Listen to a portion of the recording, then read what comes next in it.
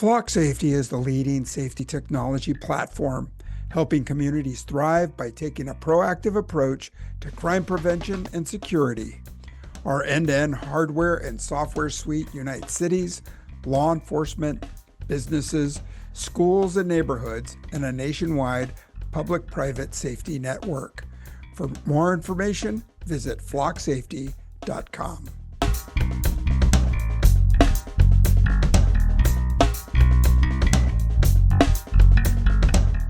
Hey, welcome back. You're listening to Policing Matters on policeone.com. I'm your host, Jim Dudley, and we've got a couple of great guests for you today. Well, my time at the 192nd session of the FBI National Academy in Quantico, Virginia was unforgettable. And I know that's true for just about everyone who's ever attended. I can't think of anybody who said that they had a terrible time. I know some people, depending on where you came from, got homesick. We had international people from Australia, Japan, Africa, you name it, they came. The FBI National Academy was created in 1935 in response to the Wickersham Commission, which called for the standardization and professionalization of law enforcement across the country through centralized training. Today, the National Academy is a 10-week residential program for law enforcement leaders worldwide. It combines accredited instruction, physical fitness, and leadership development, and it has long played a key role in advancing policing standards and global cooperation. And man, I got to second that because we did some team building exercises and presentations where we all brought cases and we showed off what we could do to everyone in our section. And I think the FBI really takes advantage of that as well. Well, join me today as two graduates with impressive leadership, both chiefs, impressive leadership background. Chief Scott Hughes has served in law enforcement since 1997 and currently leads the Hamilton Township Police Department in Ohio. He's recognized for driving innovation and accountability and is a proud graduate of the National Academy. Welcome, Chief Hughes. Thank you, Jim. It's an honor to be here. And Chief Tricia Seyler is a retired California chief and an active member of the Northern California chapter of the FBI National Academy Associates. She brings decades of experience and leadership insight, including her own journey through the Academy. Welcome, Tricia Seyler. Hi, good morning. Thank you for having me. This is a great venue to talk about my experience. Yeah, so let's start off with Chief Hughes. You recently shared your reflections on this National Academy experience in a Police One article. What inspired you to put that into writing, and who did you hope to reach in this message? So for me, I can remember when I was a younger officer, I have a mentor of mine who got the experience to go to the FBI National Academy when he was lieutenant with the suburban department in Cincinnati.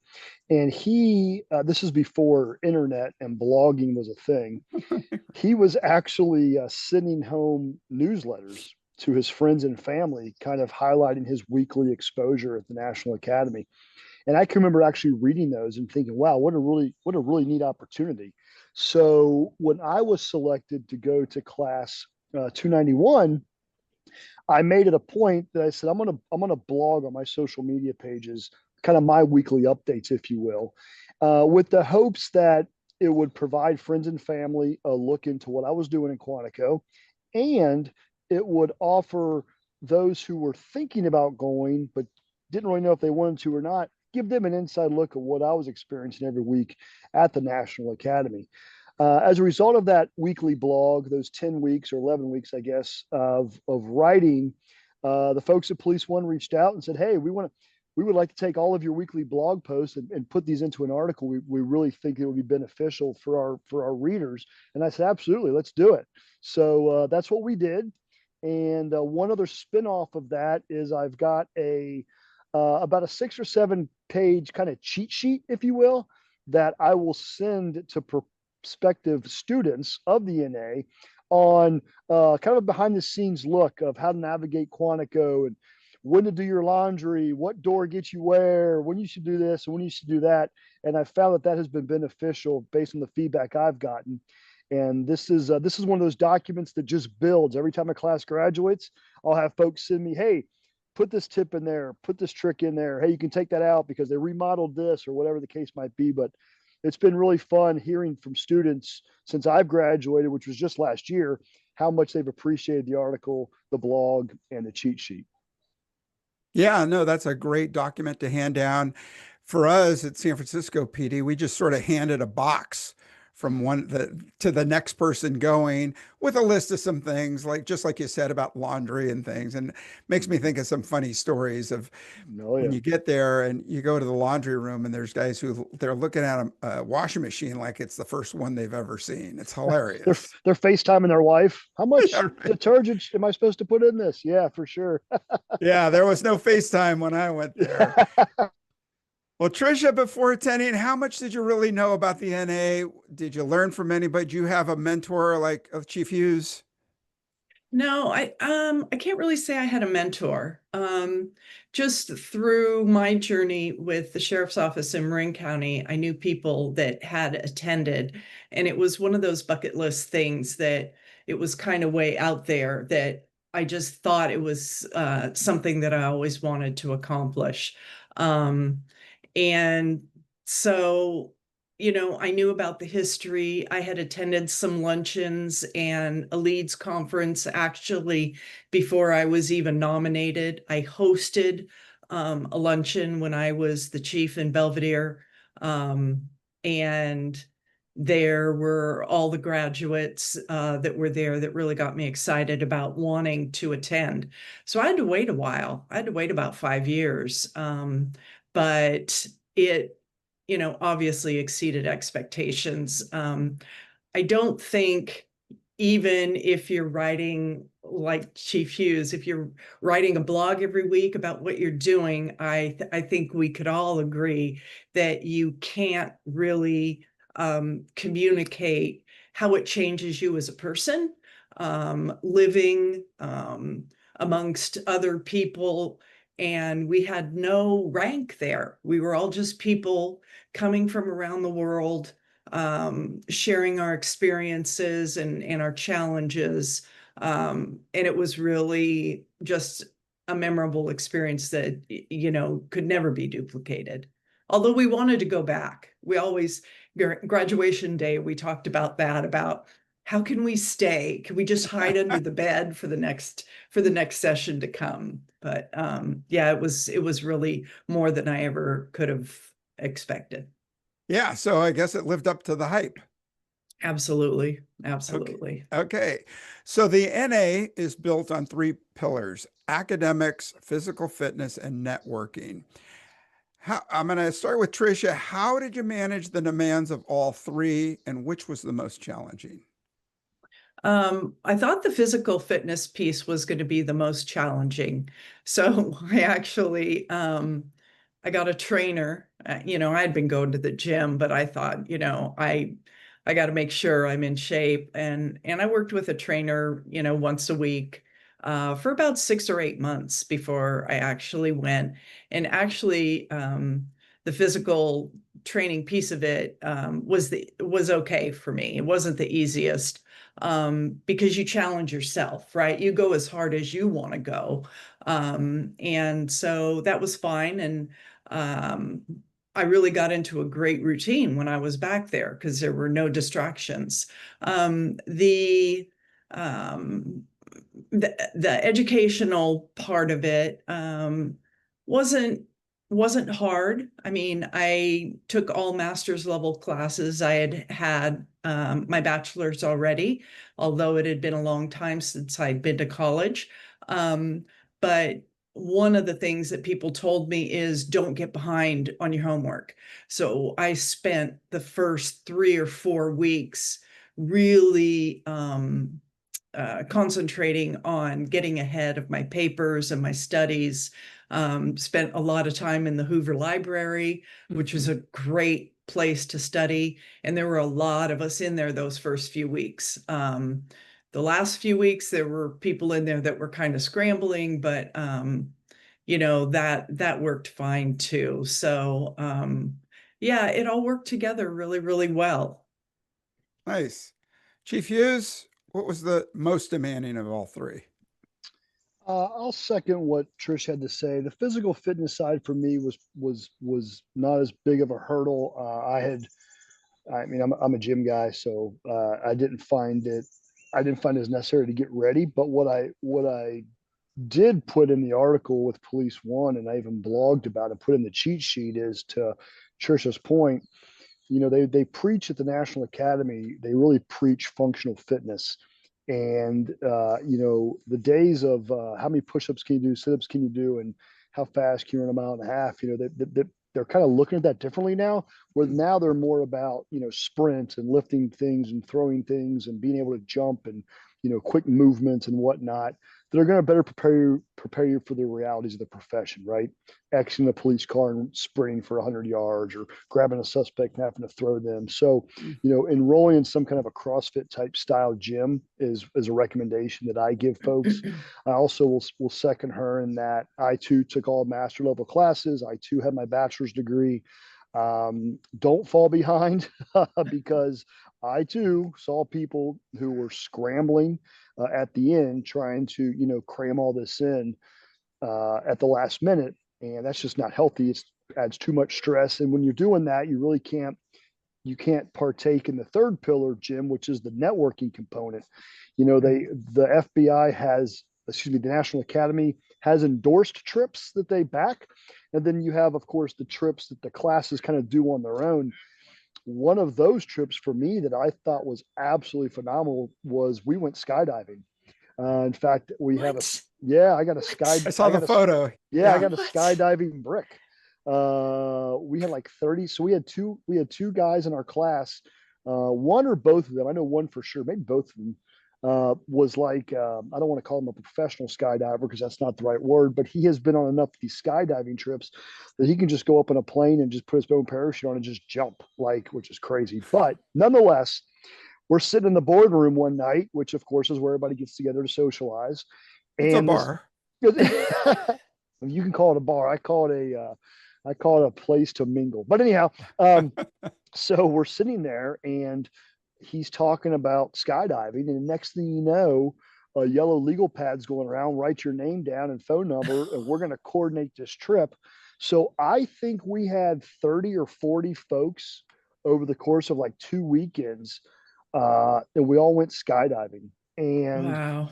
the one takeaway for me from the skydiving trip, by the way, my wife is still mad at me because I told her I wouldn't do it. So I didn't tell her until I landed, sent her a picture of me and all the gear. But the thing about the FBI, and Trish said this earlier about being away from home, and she came from California, so you're not just jumping in a car and driving home every weekend, Right. or jumping a plane, right? Is it kind of gave you an opportunity.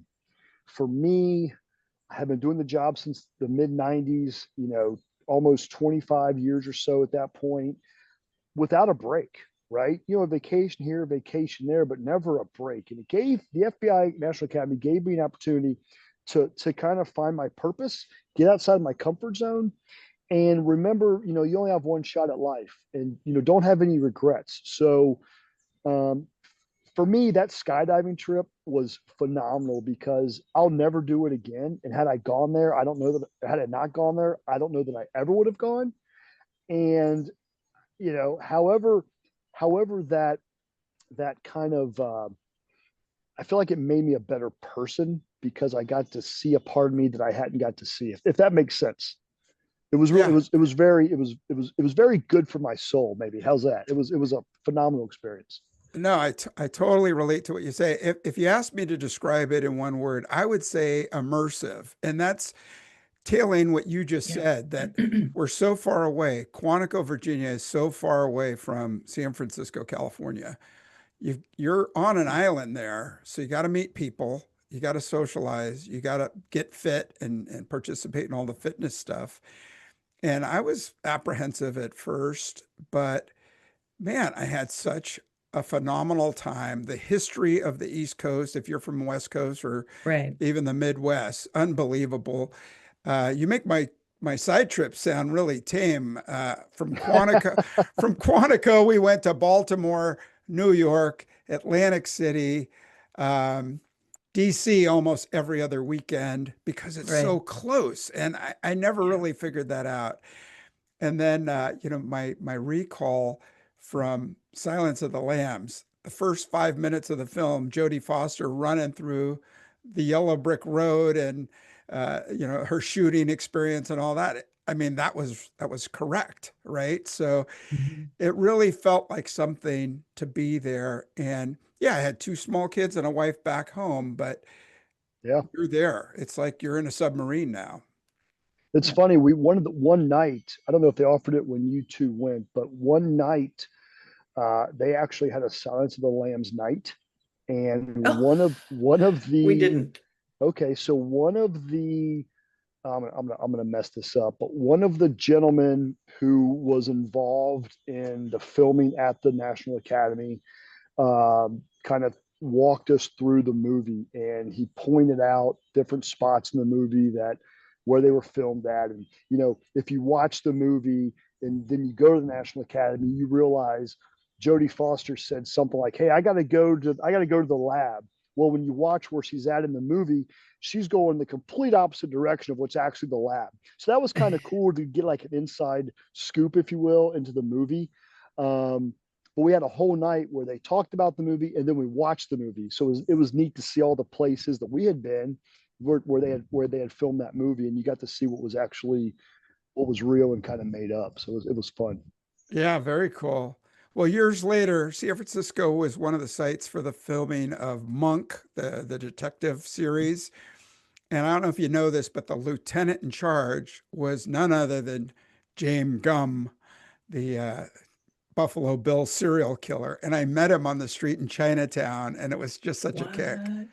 Wow. Yeah. Mm, cool, So, cool. a full residential experience, I sometimes describe it to my own students as like a study abroad for law enforcement. You're living on this secure campus with a roommate. Now it's 10 weeks. Like for me, it was 11 weeks. What was that like for you?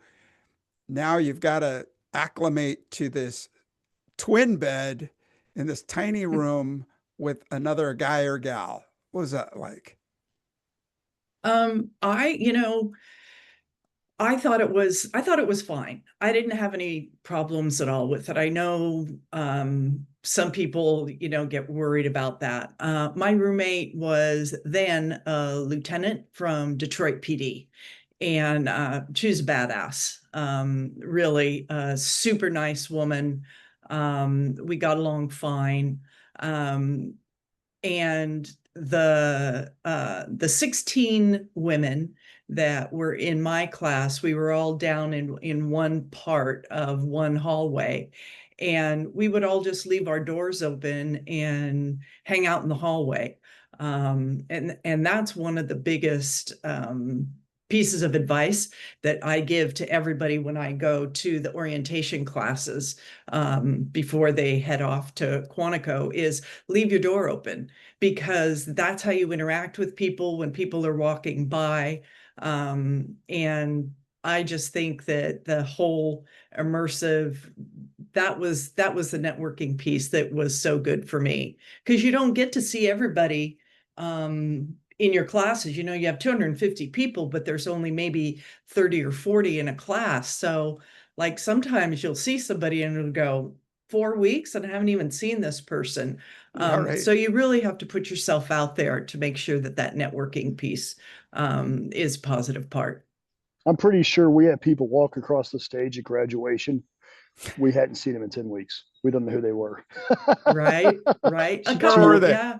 yeah, To your point, get out. You have to get out, and if you want to make the most of it, I think that is a huge takeaway. Trish, is you have to get out, make yourself vulnerable. Part of the experience is making yeah, yourself vulnerable. Have conversation with folks you don't know. I know, to your point, some of the most memorable parts were sitting out in the courtyard yeah, after dinner, walking back, sitting down, absolutely. waiting on your clothes to dry, Yeah, and somebody just sits down at the table and you just start talking. You know, yeah, that's where a lot of it comes from. So which is which is that third pillar, that whole networking component that is such a big part of the National Academy. Yeah. Yeah. Yeah, I mean, you bring up that, looking out the window, we're in this we called it the gerbil cage, right? Because it's a series of tunnels. And I remember looking out one time at lunch, and there's this animal ran across the lawn there, and I was like, What is that?" And somebody said, "That's a groundhog." And I'm like, "Wow, I've never seen one." It was wild. Well, it depends, because when I saw that animal running across the lawn, I was told it was a whistle pig, because the person that told me it was a whistle pig was from somewhere in the South. I'll probably get this wrong. I think he was from Georgia, but that's what apparently they called them. So, yeah, that was interesting. I just thought it was a squirrel. Oh, it was a huge squirrel if it was.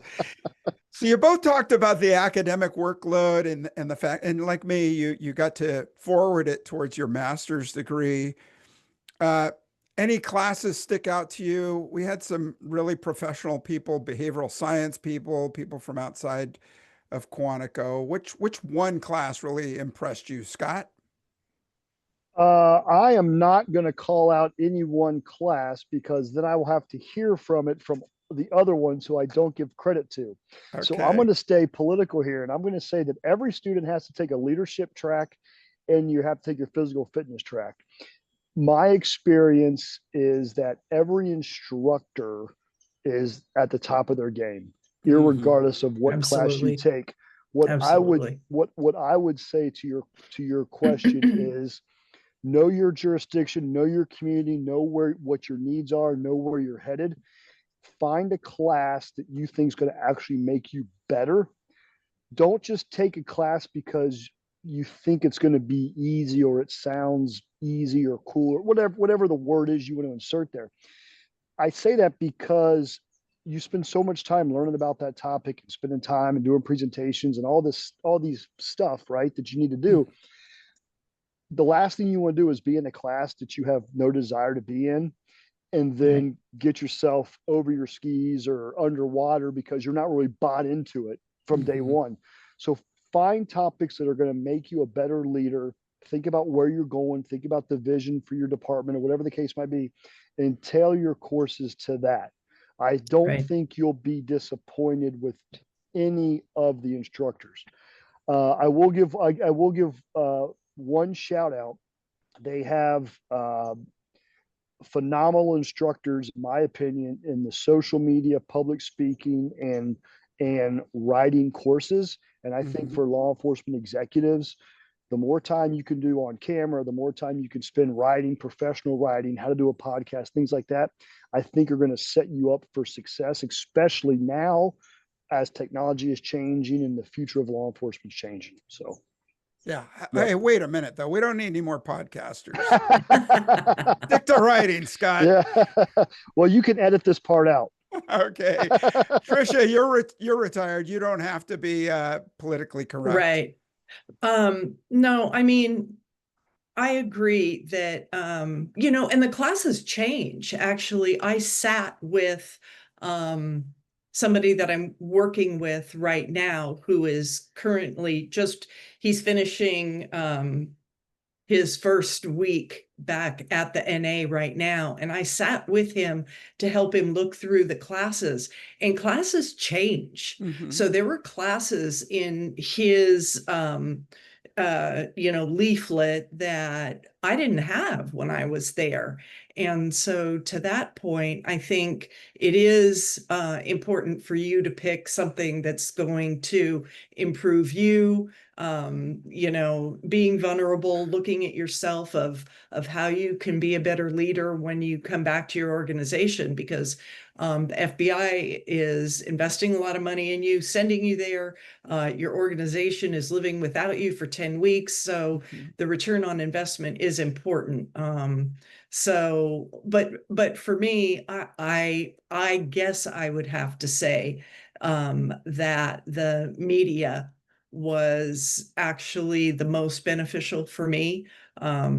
I haven't gotten real great at it, but public speaking was something have never been good at, and it always gives me great anxiety. So I was able to improve that a little bit, I think, when I was back there. Nice. Well, I want to give a quick shout out to Julie Lincolns, who was my journalism and writing instructor, and she edited the law enforcement bulletin, if you remember that the FBI used to put out. Yeah. And I mean, she really helped me with my writing and skills that I took to, my career after law enforcement was as a, university professor. So 100% thanks to Julie. Practical question. Many listeners wonder about how do officers apply? Who covers the cost of attending? What was the process like for you? I know some agencies will help financially support their people, and sometimes you're just on their own. And I think sometimes that's the dividing choice that people have to make before they're, like you say, Trish, 10 weeks from your life, from your agency, from your family. It's a huge commitment. All right. Um, so, I mean, anybody that's attended the NA will talk to you about it and help you navigate the process. Because I do sit on the board in California, it's easy to go on the FBI National Academy Associates website. Anybody who sits on the board would be more than happy to put you in touch with the National Academy coordinator at our local FBI office. There's one assigned to every office throughout, the United States. And depending on the office, organizations, police departments are given slots. And so, through your FBI office, you get on the list, going to luncheons, just connecting with a person who has been to the NA is probably the best way to start. Talk to somebody within your organization or in your area from another department that's been, and they or I would be more than happy to guide you. Nice. Chief Hughes, you just put yourself in, say, I'm going. Yeah, right. And actually, it's funny because no, I didn't. I actually had to wait several years. I think Trish alluded to the same point for her to get in. One of the issues that I had to deal with was COVID. COVID, kind of threw everything off, and that caused some delays and some other issues. But having said that, I was probably there's 254, I believe, of us. I was told we were the largest class post COVID. I went 24, so don't know if that's still the case or not. Irregardless of that, I was probably one of only 30 chiefs who were there. So I had a little interesting take on things, a little different dynamic than some because I was at the highest level, obviously. A lot of lieutenants, a lot of captains, a lot of folks aspiring. So I do feel like the chiefs who were there, we did get to have some different conversations with folks on how to prepare to get to where we are. So that's kind of neat in that I was just telling Trish before we started recording, our class spokesperson came into the NA at a different rank, and he now just was named chief of his agency. So it is kind of neat to see the promotions happen post graduation on how many folks have moved on. And it's just been over a year for me, which is very rewarding because you like to think that maybe some of our conversations in the hallway in the boardroom or jumping out of a plane at 15,000 feet might have made a difference, which again is just part of the overall experience. Yeah, for sure. Yeah. Hey, I want to talk to you some more about the experience, but first I'd like to take a moment and thank our sponsor. Flock Safety works with more than 5,000 law enforcement agencies nationwide, delivering real-time intelligence through a holistic ecosystem of technology designed to keep officers safe, reduce crime, and build stronger communities. And if you're looking for real stories from the front lines, how your peers are using these tools to shape the future of safety in their cities, tune in to Flock's Real-Time Policing podcast with new episodes dropping on Wednesdays. Watch episodes on YouTube or tune in wherever you get your podcasts. For more information on flock safety, visit flocksafety.com. And we're back, and I'm here with Chiefs Tricia Seyler and Chief Scott Hughes, both sharing their National Academy stories, and I'm sneaking in one or two of my own. Another unique aspect is the location. You're close to all these areas. Washington, D.C., I talked about, historic battlefields, New York, Baltimore. What were some of your favorite weekend excursions? And I mean, one time I had nothing. Everybody with a car left, and they have a shed. They had a shed with these really clunky bicycles, and I rode one into the Quantico base, which I don't know is about 10 miles away. And while I was there, I thought, oh, I'll get a haircut. And it's a Marine base, and they said, "Do you want the high and tight?" And I said, "Sure." I had no idea what that meant, and I walked out looking like Mo from the Three Stooges. What'd you guys do on the weekends if you didn't travel, or where did you travel that you could? You know, I didn't really leave besides the organized trips, to New York. We did go to Washington, D.C. several weekends. There would be a group of us. We actually had a run. I don't know, Scott, if you had it. We had a weekend run on the Capitol Mall. So we had a red, white, and blue brick. It was a 4-mile run. We did that one weekend. We did a baseball game one weekend. I guess I did do a lot of things actually on the weekend now that I think about it. But I think, again, the whole thing that tied it together for me was being able to share it both with our classmates from other parts of the United States, because we're from California, and they made it very clear we're from the left coast, right? And the way different people, we're all just people, we go home at night, and the way people are raised, being from different parts of the United States and different parts of the world. It was really interesting to share those experiences, going to the museums. The African American Museum had just opened when we went back in 2018. That was very interesting to share that with some classmates. But, and then obviously the New York trip, going to the 9/11 Museum was very emotional, especially for the New York cops, that some of them were just brand new cops when that happened. And I guess the other one that was really impactful to me was the law enforcement memorial, where we took and put a wreath, and our classmates got to honor their officers that had been killed in the line of duty. That was impactful too. Yeah, I think for me, New York, Philly, we went to Baltimore several times. I think time of year you go is also going to determine what you do on the weekend. So I went July through September.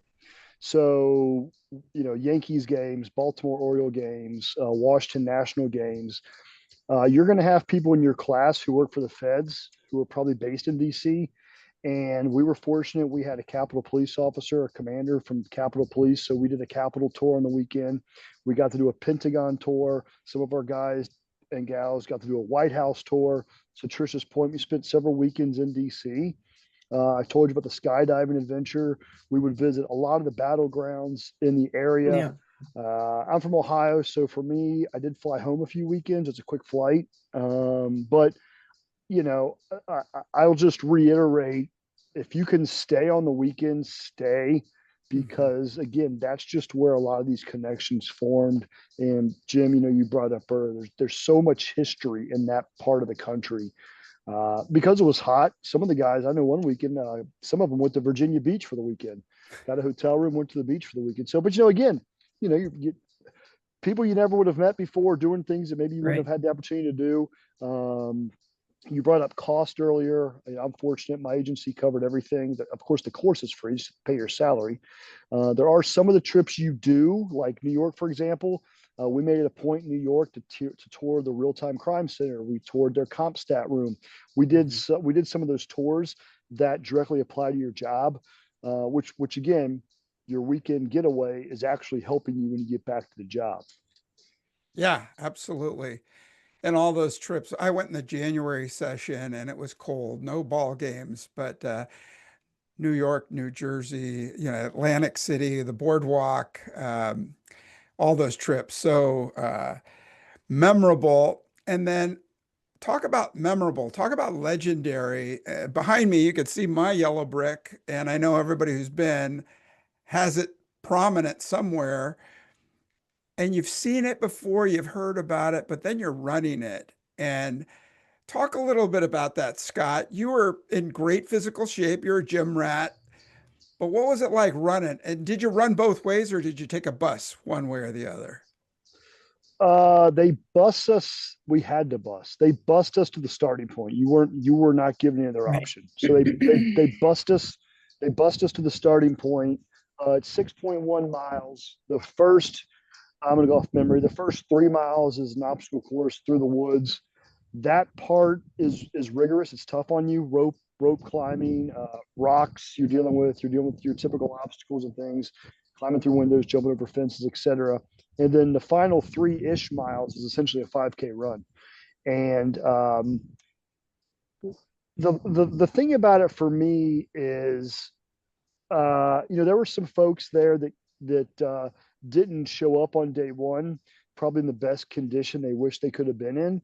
And it was a struggle for some folks, but what was really neat, and we had someone in our class who was really struggling, and to see everybody working to make sure that every last Yeah, person crossed that finish line absolutely.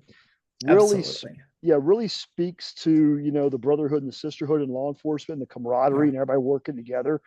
And I got to be honest with you, I hadn't cheered like that or fought like that for somebody since probably the police academy, definitely high school before that. So again, here we are in our 40s and early 50s, and we're doing things in that regard that we haven't done for, decades. So that was really neat to see where folks came from day one and then crossing that finish line. And you could just see the sense of accomplishment and the sense of pride, because I know what I went through to finish it. I can only imagine what they went through and how they had to feel inside and how proud they were to get that brick. I'm calling in today remote. I'm out of town doing a class. I'm sitting in a courtyard, but if we were in my office, my brick would be in my frame because I'm the same way. And that's, everybody's proud when they see that. And we graduates, we know what that means, and we know what you went through to get it. So there's definitely a feeling of pride and accomplishment when you cross that finish line and there you are with your brick, for sure. Yeah. Yeah. Yeah. Yeah. Yeah. Well said. I think Trish? only, to add to that, I think that there were only a very few people in our class that actually raced the Yellow Brick Road. I think more, it was a celebration of the 10 weeks of being together, of helping each other, whether it was, out flipping tires or doing our bear crawls, or in the classroom helping each other figure out how to put in, the footnotes that we had to write in the AP format or whatever that was. It was a culmination of us working together. And I think that was, for me, the best piece of all of it, and the cheering, because I was kind of at the end of all the people ahead of me that were cheering everybody to the last person that crossed the finish line. And a lot of our international students, which I was surprised, they were carrying their country flags. Wow. And so our other classmates that, their roommates would, go run down and run in the last 100 or 200 yards with them. But I do have pictures now of, these international flags from Belgium and Spain and Germany and all these places that they brought with them to celebrate the Yellow Brick Road. Yeah, so cool. Yeah, I remember especially the rope climb, people would station themselves at the top and help people up and over. Absolutely. Do it for Yeah. about 10 or 15 people and then keep running, and then someone else would assume those duties. It was really cool to see. Yeah. Yeah, those that wanted to race, you knew who they Gone. were. And Yeah, of course they start you in groups. So when those guys and gals would get there, for us, we just moved to the side, let them go because sure. they had their own reason for wanting to do it in a race. Hmm. And then we would just get back on with our regular programming, if you will. But one it just kind of crossed my mind. It's for us in leadership positions, and a lot of our guys and gals in the class were in administrative roles. We haven't got to go out and do like field stuff like that in quite some time. So I think that's another component is it reminds you when you're jumping that wall, you're running through those woods, like it takes you back to like, this is what real cops do. You know what I mean? And it Yeah, was kind of Right. like, it was a cool reminder, like, oh, this is what my guys and gals do. Right. So again, it kind of recharges you that when you get back, like, hey, make sure that we're giving them all the tools and the equipment, the resources that they need back at the PD because you just got to see what it was like. So, for me, it was making sure that we let our guys work out on duty and that the gym had everything it needed to match what I got to see at the National Academy and bringing those ideas back to my own department. yeah, yeah, 100%. Well, so for your agencies, this wasn't just about the experience, the expected results. Trish, you mentioned the ROI, the return on the Mhm. investment. What Mhm. was your return on investment? What lessons or practices, one thing that you picked up at the academy and brought back? Scott, Chief Hughes, you just talked a little bit about it. It was a reminder to get you back to what those guys are doing. That happened to me one time when as a commander, I got in a vehicle chase and I was like, holy crap, we are asking so much for them during a pursuit to call out the reason for the stop, the vehicle, the license plate, where they're going, what the speeds are, all these things, right? And sometimes you have to be, again, immersed in that situation to say, feel that empathy and say, wow, what else did you learn? Here's an easy example for me, Jim, and I've shared this with some other people. The next time one of your officers has a use of force and you're thinking to yourself, well, it couldn't have been that bad. Remember what you were doing out there on the stadium Right. every time the song Thunderstruck was played, and every time you heard the word Thunderstruck, what you had to do. I don't want to ruin it for those that haven't had the experience yet, right? That for me was a big takeaway. It's in that whole like use of force area and physical exhaustion and Hmm. why officers do X, Y, and Z under certain conditions. Oh, I know why, because I climbed that rope. I know what it's like to do that. So yeah, for me, it was bringing back remembering my own why, gave me a chance to decompress, take that break that I hadn't had in all those years. And I think this is important.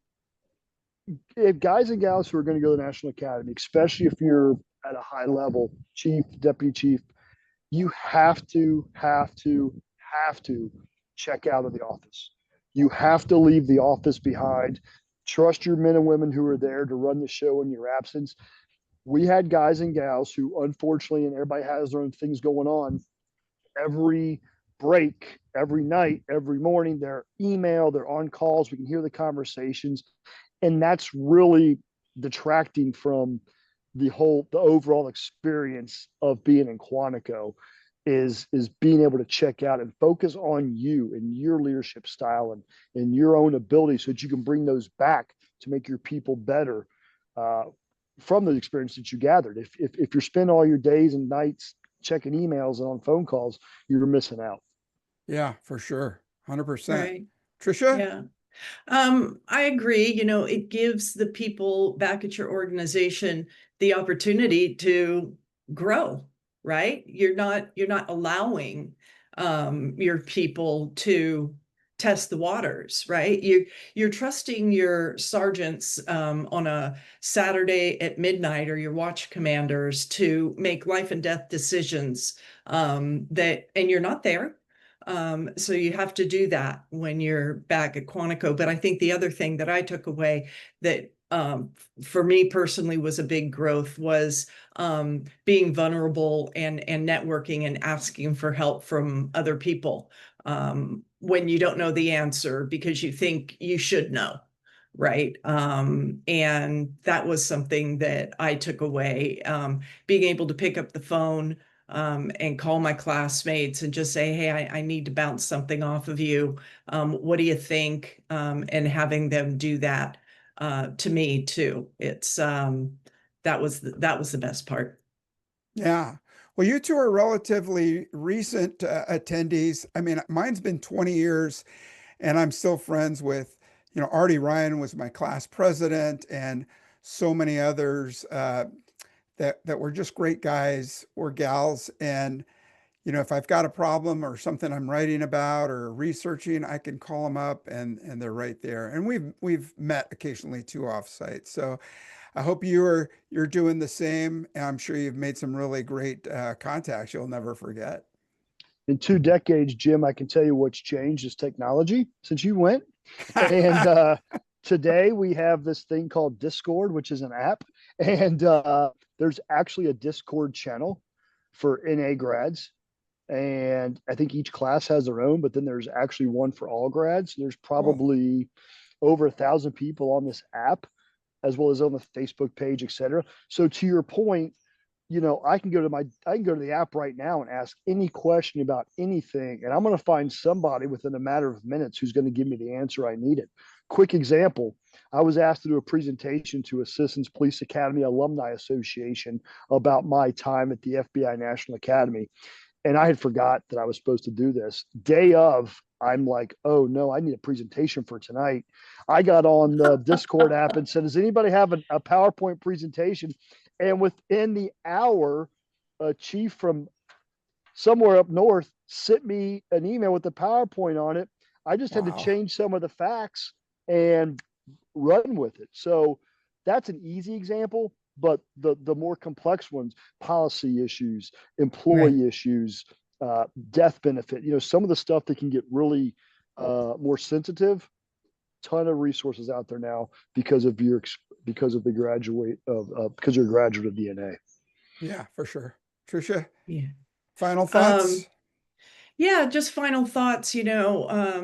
I've been able to go and visit a classmate from Spain in Spain. She took 2 days and toured me all around Madrid where she works. I visited one of my other women classmates when she was sworn in as the sheriff in her county back east. And those friendships are going to go on forever. By attending the national conference in Baltimore last year, it's going to be in Niagara Falls next year. So I would encourage any graduate, whether you're a current member of the National Academy Association, please stay connected because your experience is so important to keeping our group going forward, that I would just say, thank you to everybody who's gone before me. And I hope that I can help people to get to the NA. And I hope you can share my information so that people can contact me if they have any questions. All right. Sounds great. Well, Chief Seyler, Chief Hughes, thank you so much for sharing your National Academy experiences. And yeah, I will share you both as a resource when people send me an email at policingmatters@policeone.com. Hope you jump in and let me know what you think about today's session. Thank you both. My pleasure. Thank you, Thanks Jim. for having us. Yeah. Yeah, great hearing from you both and hearing about your insight and your experiences. And hopefully it inspires some who maybe have been thinking about it and just needed that extra push. Yeah. All right. Yeah, to our listeners, I hope you enjoyed the show. Drop me that line and let me know what you think. And stay safe, take good care. Thanks for listening, and I hope to talk to you again real soon.